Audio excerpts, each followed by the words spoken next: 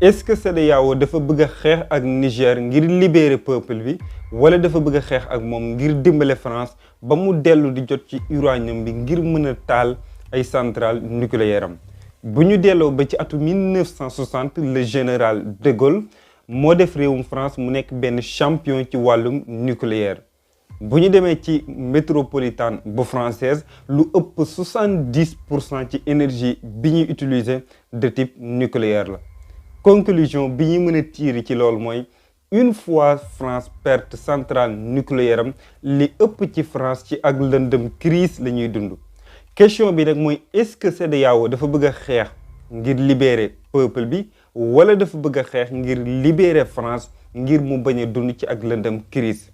pour ñu comprendre loolu nag faaw ñu creuser ci histoire bi ci atu 1959 réew mii di Burkina Faso Bénin ak Côte d'Ivoire même sax réewum Niger dañoo booloo daal di créer li ñuy tudde benn conseil entente mu nekk benn mbooloo wala benn communauté boo xamante ne réew yooyu ñoo ko ëmb li nekkoon objectif bi nag mooy ñu gën a jëmmal développement gën a jëmmal gën a ñoŋal aussi jàmm ak stabilité bi nga xamante ne moo dox ci diggante réew yooyu. ginnaaw loolu ci la ci réew mii di Togo daal di ñëw fekk si leen mu nekk ci première fois ñu gis ci zone Afrique de l'Ouest ñu créer benn communauté boo xamante ne am na benn objectif fixe mooy jàmm ak développement ci zone boobu ñu mën ko ñoŋal. bi ñu demee ba ci atum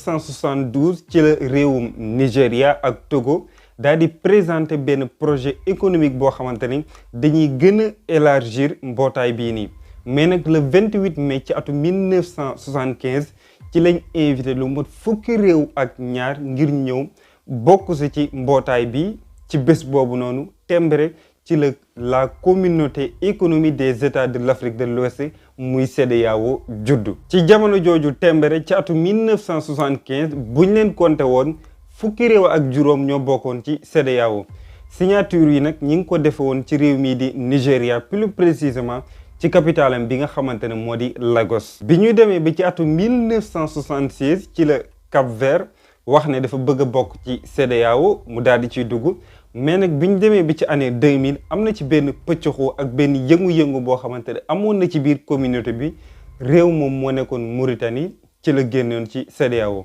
bi ñëwee ba ci atum 2017 aussi Mauritanie dafa wax ne dafa bëgg a duggaat ci CEDEAO ñu daal di koy accepter mu nekk benn membre associé. mais nag dëgg-dëgg lan moo nekk projet CEDEAO à part guerre bi dinañ ci dellusiwaat sànq je pense que sax rumeur yooyu yéen a ngi ko doon dégg ci année yi nga xamante ne moom la ñu weesu muy xaalis bi nga xamante ne moo di ECO. dañoo waxoon ne bu ñu yegsee ba ci atum 2020 waa CEDEAO yépp benn monnaie unique la ñuy am ñu koy woowee ci turu ECO mais ba tey fi nga xamante ne moom lay waxee yow ni xaalis boobu noonu kenn gisu ko mën naa ne projet boobu ba tey mi ngi en cours mais nag kenn jëmalagu ko. ba tey aussi amaat na beneen objectif te loolu sax moo waral vidéo bi waral coow li ci monde bi yépp ñoom la ñuy tuddee les casques blancs dañoo nekk ay soldats yoo xamante ne objectif bi ñu am. mooy li nga xamante ne moo di jàmm ñu maintenir ko ci mboolem réew moo xamante ne bokk nga ci communauté économique des états de l'Afrique de l'Ouest.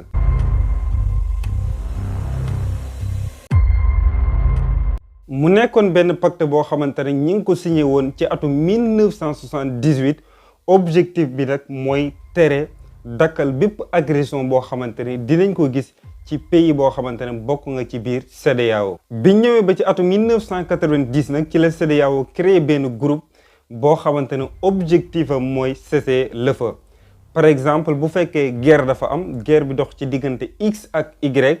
bu CEDEAO ñëwee du faral X du faral Y mais dafay nekk ci digg bi objectif bi rek mooy guerre bi na jeex ñu toog ci table bi waxtaan ngir mën a lijjanti problème bi. ginnaaw bi lii lépp amee nag réew mii di Nigéria le Bénin le Burkina Faso la Gambie la Guinée le Mali le Niger le Sénégal et la Sierra Leone dañoo fournir ay militaires ngir ñu bokk ci groupe boobu noonu mais nag mën naa ne décision yi ñi ngi ko jëlee ci la plus haute instance de décision de la CEDEAO maanaam fi nga xamante ne moo gën a kawe ci njomboxtal fa nga xamante ne foofa la waa CEDEAO di jëlee ay décision je sais que ne sama mbokku pël yi dinañ ma sànni xeer parce que séeréer mooy wax ak yéen wala fi leeru deelan ma ci comprendre bi nga xamante ne loolu am na aussi bokk na ci objectif yi nga xamante ne waa CEDEAO am nañ ko mooy ñuy contrôler seen port yi ba armes yi nga xamante ne dañ koy jàllale te jaarewul ci yoon armes yooyu noonu ñu mën koo bloquer rax ci loolu aussi ñu koy contrôler ci façon boo xamante ne bu sévère la toujours rek li nga xamante ne moom la ñu waxoon ci commencement bi mooy maintenir la paix ñu mën koo jëmmal.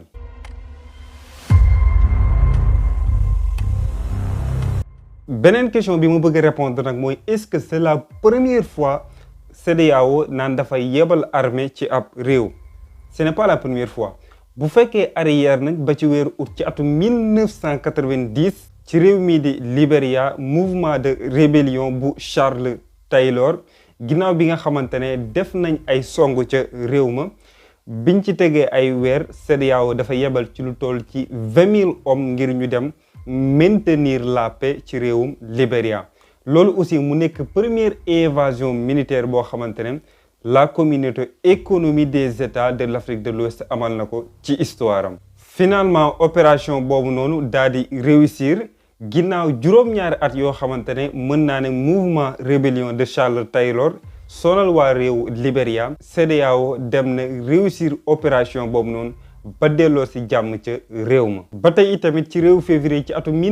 1999 CEDEAO yebal na ci lu toll ci 600 hommes ci réew mi nga xamante ne moo di Guinée-Bissau mais mën naa wax aussi que ne opération boobu noonu malheureusement dafa mujj échec ba chef de l'État bi nga xamante ne moo fa nekkoon ci jamono jooju dañ ko mujjoon renversé. ci weeru mai ci atum 2012 CEDEAO yebal ci lu toll ci 629 hommes ba tey ci Guinée-Bissau ngir li nga xamante ne moo di ordre constitutionnel bi ñu mën koo delloosi quelques semaines ginnaaw bi ñu amaloon benn coup d'état ci le 12 avril. mais aussi buñ jëlee Sierra Leone Côte d'Ivoire réew yoo noonu yëpp aussi CEDEAO yebal na fa ay soldats ngir ñu maintenir la paix. beneen question bi nga xamante ne moom la ñuy càmbar léegi-léegi nag mooy centrale nucléaire français bi est-ce que bu fekkee ne réewum Niger dafay dakkal coopération yi nga xamante ne moom la am mu dox ci digganteem ak réewu France li muy tekk mooy France dafay couper ci wàllum nucléaire réponse bi waaw wala déet lay doon moo nekk nii. réponse bi duma leen waaw duma leen déet mais lu mu ci doon rek dañ koy càmbarandoo ensemble. réew mi nga xamante ne moo di Niger information yi nga xamante ne mooy daw récemment mooy président ba fa nekkoon doon wuyoo ci turu Mohamed Bazoum benn waay buy wuyoo ci turu Abdourahmane Tiani dafa ànd ak ay soldats ñëw daal di koy renverser jële ko ci bopp nguur gi. ginnaaw bi nga xamante ne loolu lépp am na nag am na ay tensions yoo xamante ne juddu na ci monde bi mais bi ci gën a particulière nag mooy lu jëm ci wàllum météo parce que mën naa wax ne réewum Niger bokk na ci réew yi dàq produire métal ci monde bi rawatina bi nga xamante ne moo di uranium. uranium nag benn métal la boo xamante ne mën nañ di ko utiliser ngir mën a am li nga xamante ne moo di électricité mais du électricité kese. même médecins yi aussi dañuy utiliser lii di uranium ci wàllu wërgu yaram même industrie yi aussi dañuy soxla matière bi nga xamante ne moo di uranium. ba tey ma rax ci dolli ogive nucléaire pour ñu créer ko faaw ñu am matière première bi nga xamante ne moo di uranium. lii nag moo teree nelaw ki nga xamante ne moo di Emmanuel Macron parce que bu ñu demee ci centrale nucléaire français yi lu mot 15% ci uranium bi nga xamante ne moom la ñuy utiliser ci capitalu Niger bii nii di Niamey lay jóge. bu ma ko gënee yaatal sax mën naa wax ne ci continent européen 20% ci uranium bi nga xamante ne moom la ñuy utiliser mi ngi bàyyikoo ci réew mi di Niger. bu ñu delloo ci atum 2021 réew mi di Niger moo nekkoon le premier fournisseur d'uranium ci atum 2022 bi moom dafa wàcc ba nekk ci 2e position. donc li ñu war a comprendre mooy réew mi di Niger amul problème ak CEDEAO mais mën naa wax ne moom ak Europe gépp ñoo am problème parce que une fois que mu tëj ay robinam Europe dinañ sentir bu baax a baax ak néew doole ci wàllum électricité. beneen question bi ma bëgg a répondre nag mooy est-ce que actuellement activité yi nga xamante ne France mi ngi koy def ci réewum Niger ngir jël ci uranium bi mi ngi continuer waaw wala déet. entreprise bi nga xamante ne moo ko fay def nag mi ngi wuyu ci turu Oran. ba ci jamono ji may waxee ak yow ni opération yi nga xamante ne ñi ngi koy def jëm ci wàllu uranium boobu noonu mi ngi continuer ba tey mën naa ne opération yooyu noonu dakkagul. même aussi buñ jëlee confirmation yi nga xamante ne Euratom moo ko publier mu nekk benn agence nucléaire li nga xamante ne moom la wax mooy bu fekkee sax réew mi di Niger coupé na ay robinam ci wàllu uranium loolu du tekki ne weer yi ñuy ñëw wala at bii di ñëw ci sunu kanam France dootul amati énergie déedéet. parce que mën naa wax ne stockage yi nga xamante ne moom lañ denc maanaam uranium bi nga xamante ne moom la européens yi denc mën na leen yóbbu ba fii ak ñetti at ñu continuer di am énergie nucléaire. mais nag li wolof di wax rek bato dem bato corsé réew mi nga xamante ne moo di France aussi bàyyul boppam ak Niger noonu kese ne ko bu fekkee dag ma tëj man aussi damay toog du ma am énergie parce que bu ñu arriéré ba ci njeextalu weeru juin. ministre des énergies bu réewum France demoon na ci Mongolie li nga xamante ne moo ko fa yóbbu woon nag mooy benn accord boo xamante ne dafay toll ci 1 milliard d'euros ngir ñu mën a utiliser uranium bi nga xamante ne moo nekk ci pays asiatique boobu. mu nekk accord boo xamante ne ñu ngi ko waroon a conclure ci automne bi mais nag buñ gisee situation bi nga xamante ne moo xew actuellement ci Niger. mën naa wax ne boobu accord boo moytu sax dañ koy accélérer ba tey itamit mën naa wax ne réew mi di Mongolie 80% ci uranium bi nga xamante ne moom lay produire réew mi di Chine la koy jaay mais nag ñoom dañoo bëgg aussi am yeneen partenaire mën naa wax ne loolu itamit yeneen avantage la leen di jural. beneen question bi mu bëgg répondre nag mooy ñu bari dañoo foog ne guerre bi dafa nekk ci diggante CEDEAO ak Niger guerre bi Russie ci la bokk. CEDEAO ci la bokk Niger ci la bokk même Union européenne sax ñi ngi bokk ci guerre bi naka lañ ci bokkee nag faaw ñu creuser waat encore une fois pour mën a comprendre.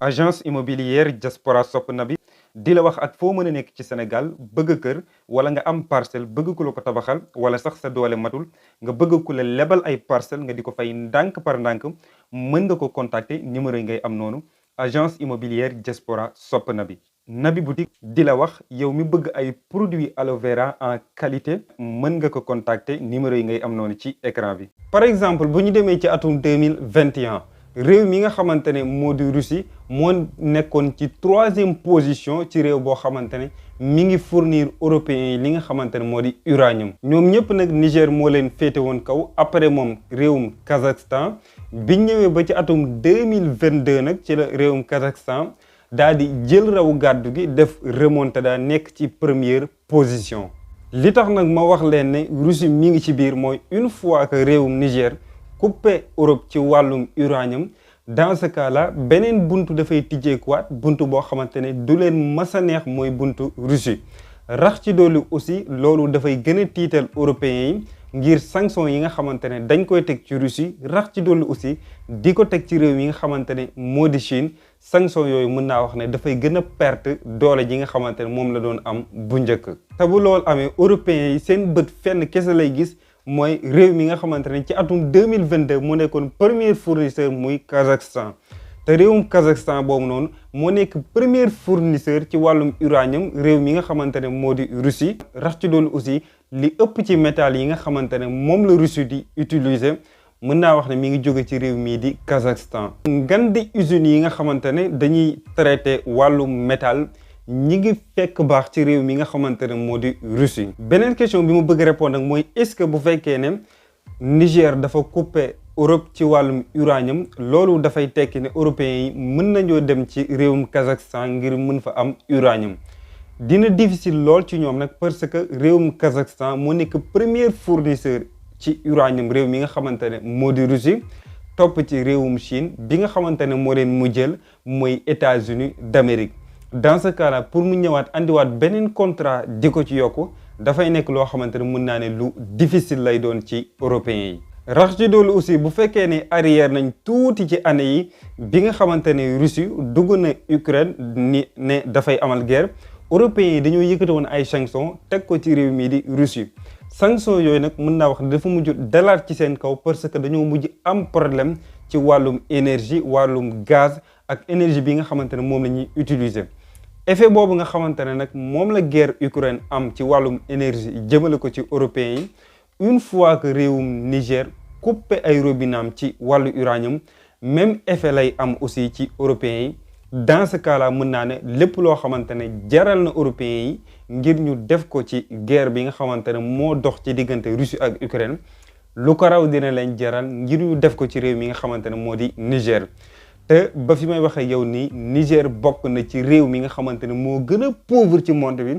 mu bokk aussi ci réew yi dàq produire li nga xamante ne moo di uranium ci monde bi. léeg-léeg dina baax ñuy creuser histoire yi parce que bu fekkee dañuy xool bombe yi di xool soldats yi vérité ak réalité bi nga xamante ne moo nekk ci suuf dëgg-dëgg mën naa ne duñ ko gis. tey nag vidéo bi nga xamante ne moom la ñu waroon a def mooy yeggali histoire bi ci Bill Gates mais nag bu fekkee dafa am beneen boo xamante ne moo gën a urgent teew mën naa wax ne dañ koy càmbar je ne sais pas maa ngi xaar seen ay avis ci commentaire bi ma di leen jox dig daje ba suba incha allahu taala ci seen actualité du jour à partir de 20h kon gars yi xaar leen ma ba suba incha allah ci seen beneen format bu actualité du jour.